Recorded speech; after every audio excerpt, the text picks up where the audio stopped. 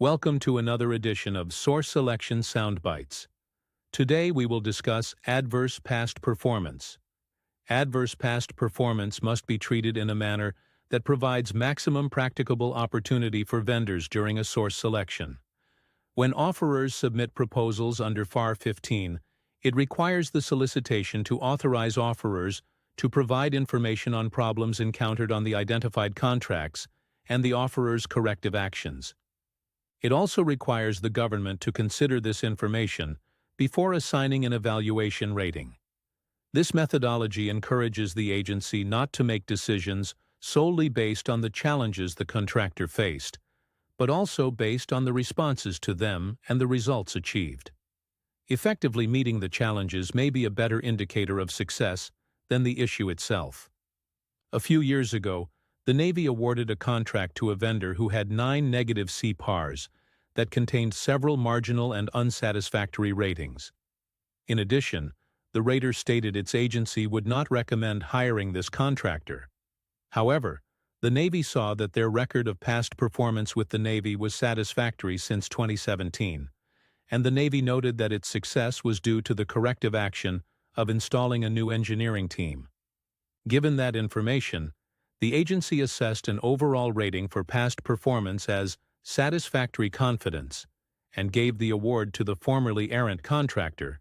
The rule that requires the agency to solicit information on how the vendor addressed its prior performance issues is not required in any negotiated procurement outside of FAR 15.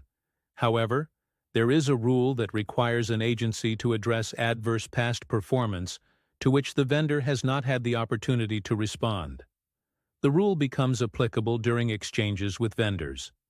The types of exchanges categorized in the FAR are communications, clarifications, and discussions. Even though they are called exchanges when using other than FAR 15 procedures, the type of exchange is categorized by the definition of clarifications and discussions in FAR 15.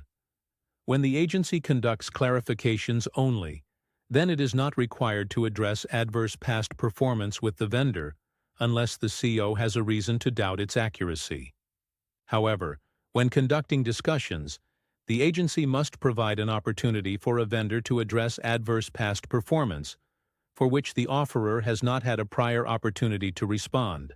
Since the agency is required in some circumstances to provide opportunities to address adverse past performance, the CO must understand what it is. Adverse past performance represents more than negative past performance ratings. A vendor may be assessed a satisfactory or higher rating, while the narrative supporting the rating mentions problems the vendor had during performance. The agency will likely rely on this information when making a source selection decision. Therefore, the information has an impact on the vendor's chance of award. Thus, it must also be addressed.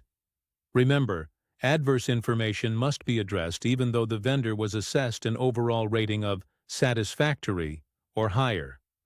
In this episode of Source Selection Soundbites, we discussed adverse past performance and how it should be treated during source selections. This concludes today's Source Selection Soundbite.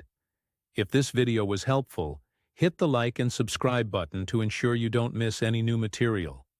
If you want more details on the subject, they are available on the Source Selection Answer app.